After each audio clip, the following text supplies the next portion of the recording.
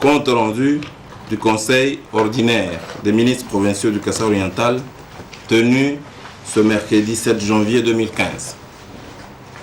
Sous la présidence de Son Excellence le gouverneur de province, Alphonse Ngoï Kassanji, il s'est tenu ce mercredi 7 janvier 2015 un conseil ordinaire des ministres provinciaux du Kasaï oriental dans la salle des réunions du nouveau gouvernorat de province. Ce premier conseil des ministres de l'année 2015 avait 3 points à l'ordre du jour, à savoir 1. Le tour d'horizon de la situation sécuritaire. 2. L'orientation de l'autorité provinciale sur les priorités du gouvernement provincial en 2015 et le divers. Tour d'horizon de la situation sécuritaire. Prenant la parole, le ministre provincial de l'Intérieur et Sécurité signale que l'état d'esprit de la population est calme, moral au beau fixe, nonobstant quelques cas isolés d'insécurité. Les festivités de fin de l'année se sont célébrées sans heurts ni tout autre incident majeur. En décembre 2014, à la satisfaction de tous, les agents, fonctionnaires de l'État, militaires, policiers et retraités civils et militaires ont perçu leur salaire, solde et rente de survie à temps, ce qui a permis à leurs familles respectives, autant que faire se peut, d'organiser quelques célébrations festives de Noël et Bonana. La population de Mbuji-Mayi dit également sa satisfaction des suites de l'arrivage de fils section statoriques, pièces de rechange du barrage de Tchala, achetées sur subvention du gouvernement provincial, annonciateur d'un début de stabilisation de la production électrique de la société NRK pour de mieux en mieux le ravitaillement de la régie des eaux à l'électricité et de mieux en mieux la stabilisation de la desserte de la ville de Mbuji-Mayi en eau potable. L'éclairage public est corollairement en voie de rétablissement. Le ministre relève malheureusement quelques cas marquants d'insécurité et troubles d'ordre public ci-dessous. Vol et viol dans les communes de Dioulou et d'Ibindi, incendie des dépôts au marché Bakwadianga, du bureau PNC anti-violence sexuelle dans la commune de Dioulou et d'une maison dans la commune de Kanchi. Incendie avec dégâts matériels, mais heureusement sans dégâts humains. Tensions intercommunautaires au Sankuru, surtout dans les territoires de Lodia, Katakokombe et Lubefu. Menaces de mort contre certains membres du corps médical de l'hôpital général de référence de Lukalaba. Altercation entre les hommes en uniforme et la population à Kabeya-Kamonga et certains malentendus entre la société minière Sassim et quelques riverains de ces installations industrielles.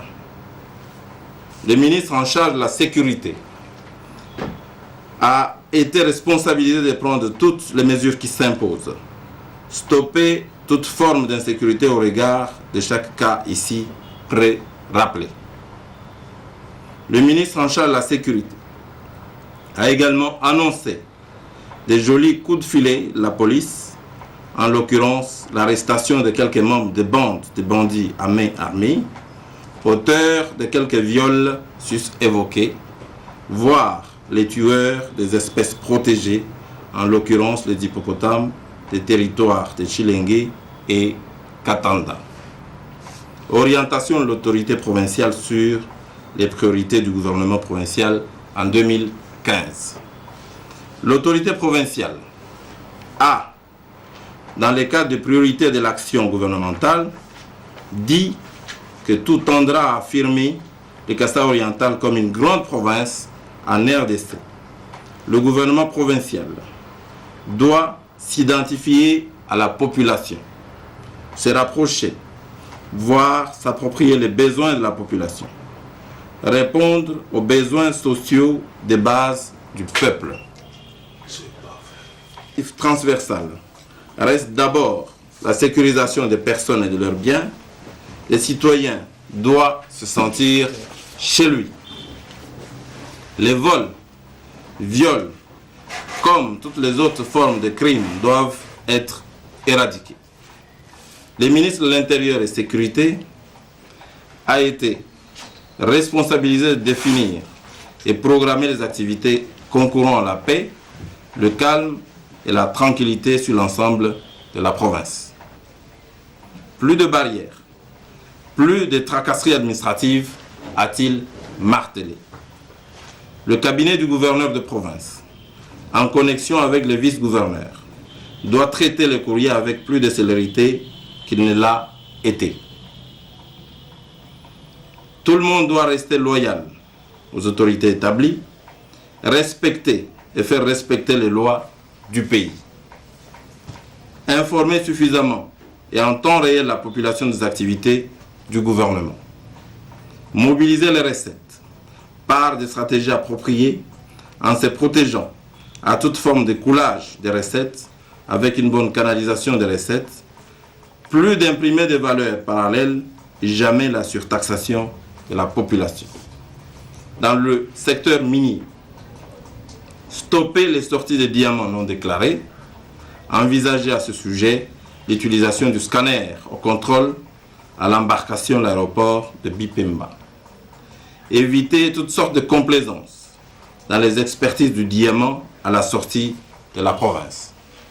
Comptoir, négociant, creuseur, bref, tout celui qui touche le diamant ou l'or doit se procurer la carte de sa catégorie. Quant aux infrastructures, concevoir de formes simples des ouvrages à base de matériaux locaux, solides et à la portée des moyens du gouvernement. Produire un tableau de bord reprenant les activités, les responsabilités ainsi que leur répartition dans le temps. Identifier les besoins prioritaires en infrastructures de base, écoles, structures sanitaires, etc. etc. Dans le secteur agricole, bien planifier les activités de saison B et A prochaine. Planifier les productions de produits vivriers à base de statistiques, de prévisions et réalisations fiables. Chaque ministère doit, en collaboration avec le ministère du Plan, définir clairement les objectifs spécifiques à atteindre, les activités à mener, planifier dans le temps, ainsi que les jalons d'évaluation. Le ministre du Plan doit élaborer des projets bancables, les commettre à la procédure de passation de marché et ce, à soumettre aux différents bailleurs de fonds, dont le gouvernement central. 2 réunions spéciales seront tenues très prochainement, respectivement sur les détails opérationnels de planification des activités spécifiques des ministères et la mobilisation des recettes. Dans le divers, le ministre du Plan a rendu au Conseil l'état d'avancement des IRR, initiatives à résultats rapides, actuellement exécutées et suivies sous l'encadrement de coachs ou des entraîneurs du COREF. Le secrétaire exécutif en charge de l'information informe les membres du Conseil de la présence dans nos murs de quelques membres influents de la Chambre indienne de commerce venus en étude de faisabilité de quelques projets de développement. Commencé à 14h30, le Conseil a pris fin à 17h30. Je vous remercie.